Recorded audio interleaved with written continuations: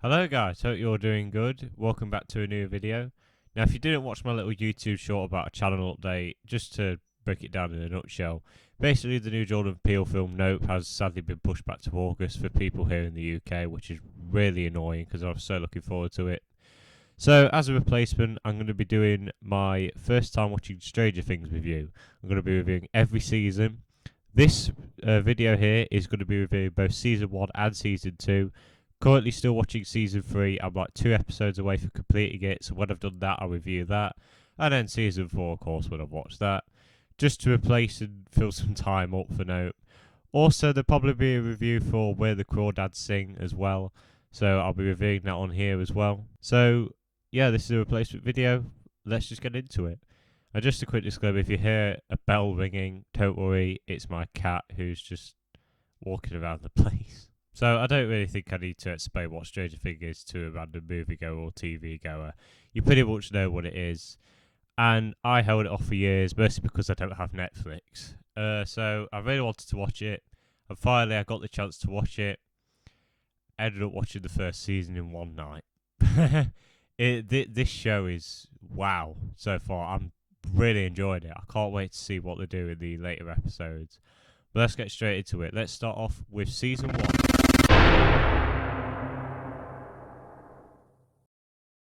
So season 1 for me is easily the worst season. Not like it's bad, it's not bad or anything, but I say out of the 2 3/4 seasons that I've watched so far, it's easily the least favourite of mine. I'm going to get the negatives out of the way first because there's only little ones. Pretty much the thing that's keeping this back from being brilliant is it's too much like the movie E.T. E.T. is a fantastic film. If you're a moviegoer, you need to see E.T. One of the best films ever made in my opinion. And there's so many films now that try and recreate that story. Some of them do it well. Bumblebee was like that, the Transformers film. That's a good film, perfectly acceptable film. This one does E.T. as well. There's a girl, and there's so many references to E.T. in this show, which is really like. There's so many 80s nostalgia and callbacks, which for anyone that was born in that time period, it's going to be very nostalgic for them, and I really appreciate that. But the thing is, they don't really do much to change it, really. Could have changed the formula a little bit, because pretty much she has magical powers, the girl, who I'm going to review it later. But it just felt too much like E.T. and they didn't really experiment with it. That's really what's keeping this show from being great, if I'm being honest.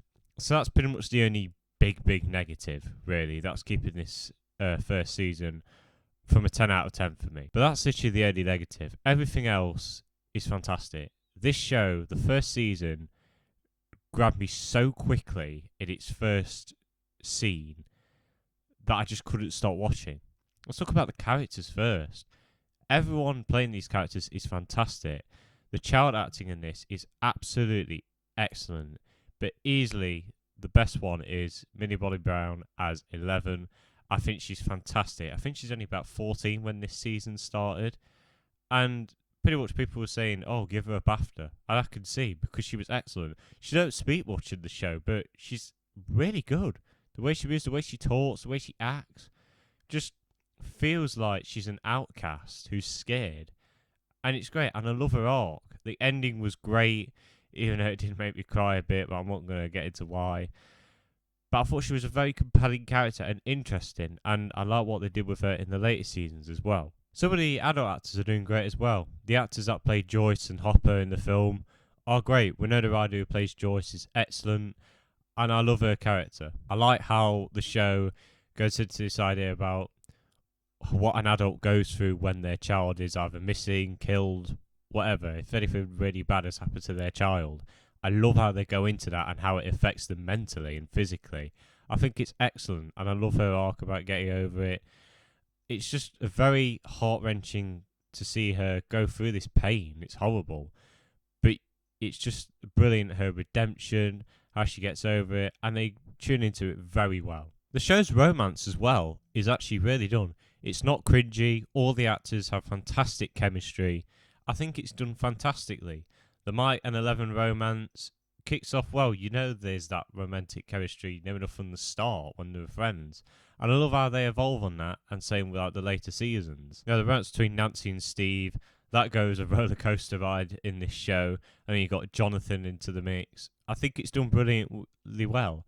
And of course, it evolves on it in the later seasons, but it just the right evolving in this season so far. There's a roller coaster ride with everything in this film: the romance, the characters, the mystery. Everything in this film is just a roller coaster ride, but it's not overwhelming, and it does take its time and lets you take a break here and then, just to make sure you process what is happening. The horror elements in this show, there's not as many as in the later seasons, but easily the show kicks off with a horror element, and it's done brilliantly well. There's no cheap crap jump scares like you see in crap like Curse of Yaoyoroon or stuff like that.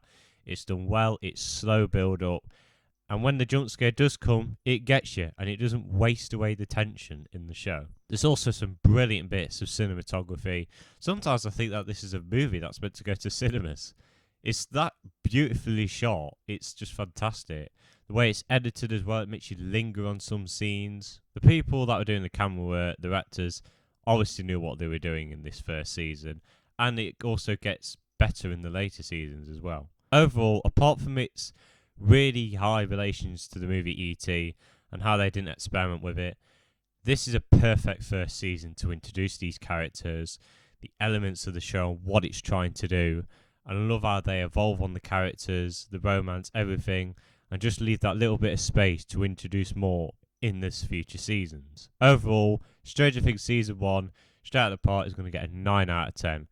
Excellent season, excellent start to the show. Let's get straight into Season 2.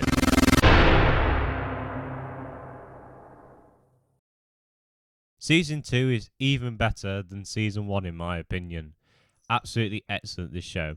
Once again, I've got to start with the negatives just to get it out of the way. The negatives only really revolve around, for me, the 7th episode. This one mostly focuses on 11 and how she tries to cope with her powers. And I think that this was a really, really weak episode, in my opinion. I think her arc in that episode was really good. I thought it was done very well. But the thing is, there was nothing building up to it, really. She kind of already knows, oh, I don't need to use my powers to kill and do bad. It just felt really out of place and saying like, well, yes, she has killed a few people. As she said to us, like, she don't want to do it again.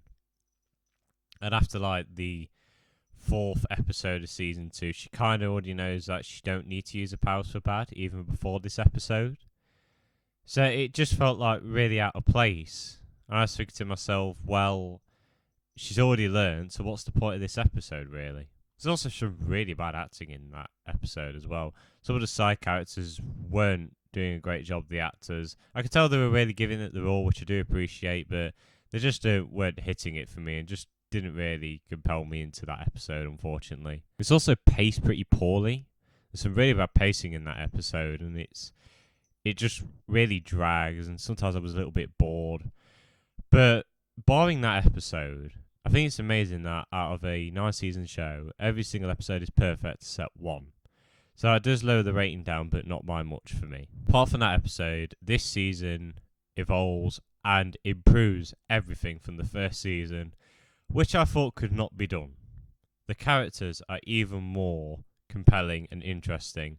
They have great art. We get introduced to 2 new characters, siblings Max and Billy, and I really like the character of Max. I thought her romance with Lucas was done very well. It's not really introduced until like the 4th episode, but it's a very slow build-up this season, and you can tell, like, it drags a little, but I like it. It's not boring. Like, it's a very slow build-up, but you're not bored by it. You want to keep watching. You want to see what happens. And I really like that this series took its time, made sure to explain things properly, made sure to know what was going off, and also leave a little tiny bit of mystery in there as well. The season also improves the stakes from the first season. We have the giant cloud monster that takes over Will, and it's turning into like a spy for the real world. We also have the Demodogs as well that are really scary, and they kill one character which you really like, and I did feel very sad when that happened. But the season is even more scarier. So many horror elements. There's one where this character is walking through the lab and he's trying to turn on the power. There's all these Demodogs going around. It's really tense. You just really want to say, just run, get out of there. And when it ends, you just feel like, oh my god, what's just happened? It was really well done, that scene, and it's easily the scariest scene in the whole season. I really like the relationship between Eleven and Hopper as well. First of all, I think the actors have great chemistry and they feel like a father and daughter type, even though they do have their massive conflicts. And it's really heartbreaking, like the fourth episode, where Eleven lashes out, she nearly kills him. It's horrible to watch because you've seen these two grow and you can tell they really love each other, but they they're just not working out really, unfortunately. And you see the sad side of Hopper, and that's something you really don't see much in the first season. Even in season 3, they don't show it too much, but he's still likable and funny, and that's why you still care about him. You can tell that he cares for people. He wants to keep people safe. He shouts and screams, but he just wants people to be safe and keep Hawkins a nice place to live in. Max's art with standing up to her brother was really well done as well. The final scene with them, it was really well done. And you feel so happy for her, like, yes, beat him, beat him, beat him. I know it sounds weird, but you just feel like a sense of pride saying, like, yes, she's standing up to him. This brother who's been hitting her, abusing her. It's just great.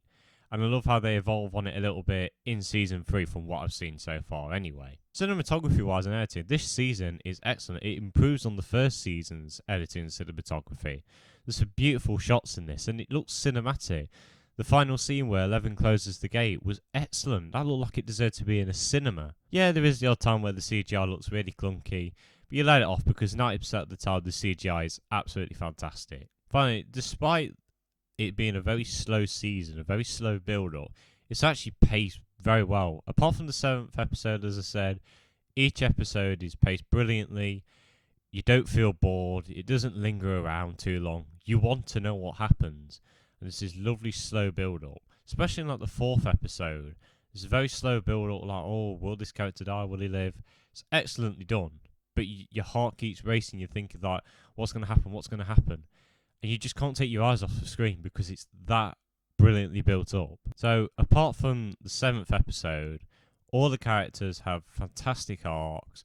Acting's great, as it always is in all the seasons I've seen so far. Romances are improved on cinematography, action, the horror. Excellent. The slow building is absolutely brilliant. Character deaths, new characters, all of it is excellent, apart from that 7th episode. I'm going to give the same rating to Season 2 as Season 1, 9 out of 10, but I would say this is marginally better than the first season in a lot of ways.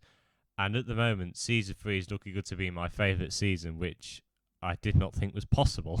So there you have it, guys. A newcomer's experience with Stranger Things, part 1 of 3. I know it should be part 1 of 4, but part 1 of 3 at the minute. I am loving this show. I can't believe I've held this off for so long. I could see the hype around this. When I finish Season 3, I'll get back to you with another video on that. And of course, with Season 4 as always. Make sure to look out for a video where the Crawdad sings soon. I'll be reviewing that.